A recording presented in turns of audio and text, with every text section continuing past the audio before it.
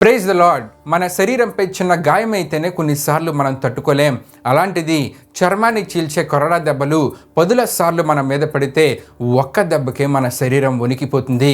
కానీ నిన్ను రక్షించడానికి, నీ నుండి పాపాన్ని తొలగించడానికి, నీకు నిత్య జీవం ఇవ్వడానికి యేసు ప్రభువారు కొరడాలతో కొట్టబడ్డారు, అవమానించబడ్డారు, అంతేకాకుండా రక్తము కార్చారు. యేసు ప్రభువారిని కొరడతో శిక్షించింది రోమన్లండి, యూదులు కాదు. యూదులైతే చర్మంతో చేసే కొరడాలతో కుట్టేవారు. కానీ రోమన్లు ఉపయోగించే కొరడా పేరు ఫ్లాగ్రమ్. దీనిలో ఎముక ముక్కలు ఉండేవి, ఇనుప ముక్కలు ఉండేవి, అంతేకాకుండా కత్తి లాంటి కఠిన భాగాలు ఉండేవి.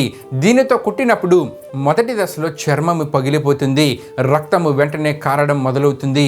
రెండవ దశలో మాంసపు పొరలు తెగిపోతాయి, వెన్ను ముక్క దగ్గర మాంసము బయటకు కనిపిస్తుంది. మూడవ దశలో నరాలు బయటపడతాయి, తీవ్ర నొప్పి, షాక్ వస్తుంది. చివరి దశలో కొంతమంది అక్కడికక్కడే చనిపోతారు.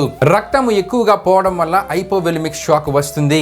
యూదులైతే 40 కంటే ఎక్కువ కొరడా దెబ్బలు కొట్టరండి. ఇంకా చెప్పాలంటే 39 కంటే ఎక్కువ కొరడా దెబ్బలు కొట్టరు.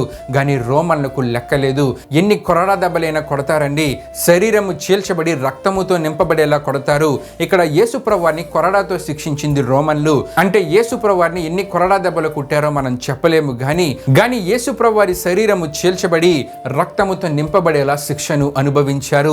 ఇటువంటి భయంకరమైన శిక్షను యేసు ప్రభువారు మన గురించే అనుభవించారండి. ప్యాషన్ ఆఫ్ ది క్రైస్ట్ చిత్రంలో యేసు ప్రభువారి పాత్రను పోషించిన జిమ్ క్యావిజర్లకు కొరడా దెబ్బల సన్నివేశం చిత్రీకరించే సమయంలో ఒకసారి నిజంగానే కొరడా దెబ్బ తగిలిందండి.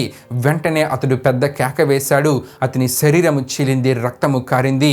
ఒక్కసారి నా ఊపిరి ఆగిపోయినట్లు అనిపించిందని జిమ్ చెప్పాడు. ఆ ఒక్క దెబ్బకే అతనికి అంతగా నొప్పి వచ్చిందంటే లెక్క తెలియని కొరడా దెబ్బలు యేసు ప్రభువారిని కుట్టినప్పుడు యేసు ప్రభువారి శరీరము ఎంతగా చీల్చబడిందో, ఎంత రక్తము కారిందో, ఎంతగా ఆయన గాయపరచబడ్డారో ఇదంతా నిన్ను రక్షించడానికే యేసు ప్రభువారు అనుభవించారు. ఆ కొరడా దెబ్బలు అనుభవించింది నిన్ను తన పరలోక రాజ్యంలో చేర్చడానికే.